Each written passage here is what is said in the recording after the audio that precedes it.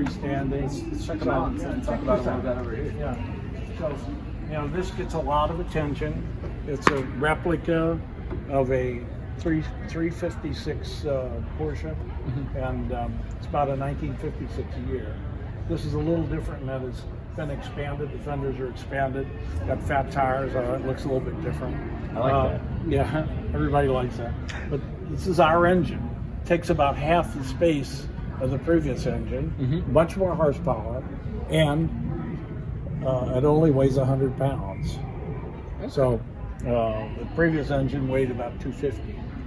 It's nicer with the older cars in general, but like with this engine even more in specific, that you're able to reach and fix things, because now they've got so many electronics and so many things covering, and they kind of purposely do some of that stuff to make it so that you have to take it to the dealership. Yeah, so exactly. Like this. Well, listen, this is all state-of-the-art stuff as far as fuel injection, ECU. We do all the programming software for the ECU, so control the engine, and so this is a pretty nice installation. We also have one right here where we have it in motor busy. And you can see here it is replacing the motor busy. It looks like it just fits, but you can see here it's liquid cooled, so we have a radiator. It's not a very big one. How fast is this able to get up to? This should be pretty fast. I can't tell you. I haven't taken it up there, but this should run really good. Here's another version of the engine here that's turbocharged. Okay. That's 200 horsepower. Yeah, that's what I was going to ask, is how many different models you guys have, and for, like, would this be something that you would put in a little bit larger vehicle, or like a boat or something like that? Yeah, we could do that. Well, an interesting comparison, we'll show you a comparison chart over here, but all engine manufacturers and car manufacturers now have 1 liter engines, and they're all turbocharged. And so we can compare it to all of these various engines, and they're all much bigger engines. We get about 3 horsepower per pound, and most of those guys are below 1 horsepower per pound. So we're much more efficient. Horsepower per cubic inch, we're more efficient, and as I say, space-wise, we're much better than they are. Right. Most of them are There's 3 or nothing 4 that's gonna cylinder beat that. engines. Yeah. That's awesome. And we've tested this engine extensively. We know how it is. Where'd you do the testing? We've done most of it probably in Ventura. We've done a lot of it here in San Jose. We've got a very sophisticated dyno here in San Jose. Was the dyno kind of custom built for this? Well, or yeah, just it was, fit and it it was a big investment for to get the dyno. But it's given us a lot of information. We can simulate things, fuel efficiency, and all that. Yeah, that's what I was asking him about. Is which super efficient fuel wise. Because he said that this one runs on like 4 or 5 different fuels, so I was asking which one would be, Yeah, and I noticed what the efficiency. you have to cut this, but you can look at the chart over here. I took a little liberty in spelling diesel. You have to look at. This is Honda.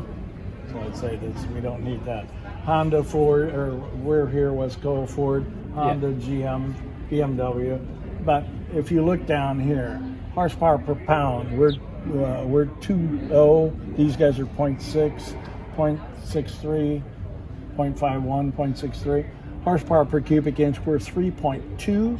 Nobody's even close to that. These guys are 2. These guys are 2.4.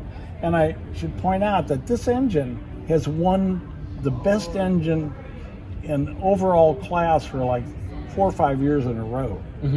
It's a really good design, but it's not as efficient as this, and it's much bigger. So why wouldn't they want to switch from that to this? Well, you're never going to get the car guys to switch to an outside engine, because that's their engineering department is going to justify their existence, and it's just no matter what. So it's for us to go talk to them. It's just it's a moot point. It's not gonna happen. But we really want to see this technology go someplace. And it takes somebody that's got drive, got the funding, and the idea and marketing capabilities to say, okay, I want to go take these I'm going to go sell to the generator market, which is a big market for California right now.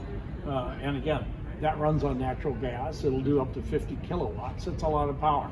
So that'll run a fairly substantial building, a fairly big building. Yeah. House takes maybe 10 at max. So max 10, probably mostly around 5.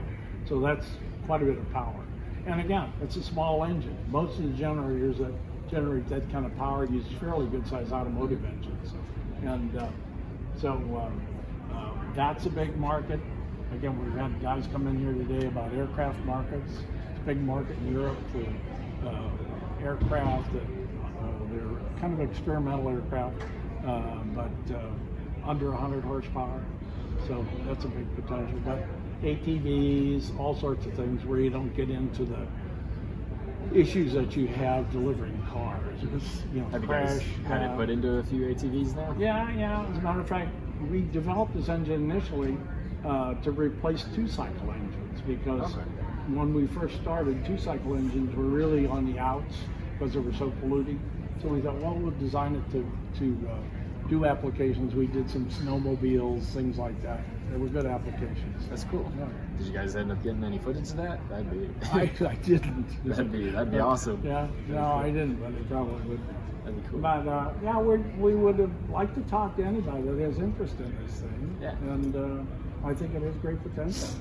Yeah, you might look at this. This is a cutaway, and so it shows all the features of the engine.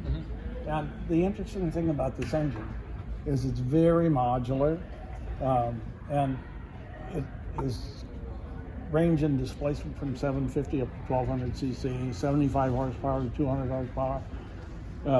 It has chain drive on both sides of the engine, so one cylinder head fits both cylinders. That saves a lot of time and parts. It has double overhead cam design, so it'll run 2 double overhead cams, or it'll run an overhead cam and a rocker, which is what Honda does, and that this cylinder is demonstrating that. It's 4 valves per cylinder. It's super efficient. It's constructed like a block, but it has this bridge going over it, so the whole engine's extremely strong and durable. It also has these transfer shafts that go through the run of the chains, but those transfer shafts, if you want to run a different crank configuration that would create vibration, you can add balance modules here to take that vibration away. So that, excuse me, sorry. So all these features are built in, and there's just a tremendous amount of thought that's been put into this engine. Yeah, I can tell. And we've been able to kind of take advantage of that and refine it over these periods of time. So it's just a well-designed engine, a well-tested engine. Awesome. Anything else interesting to talk about? If not, we can close it out. As I say, we've had some applications for this engine for boat applications where you'd have 2 turbocharged engines, and they would be for outdrive boats, but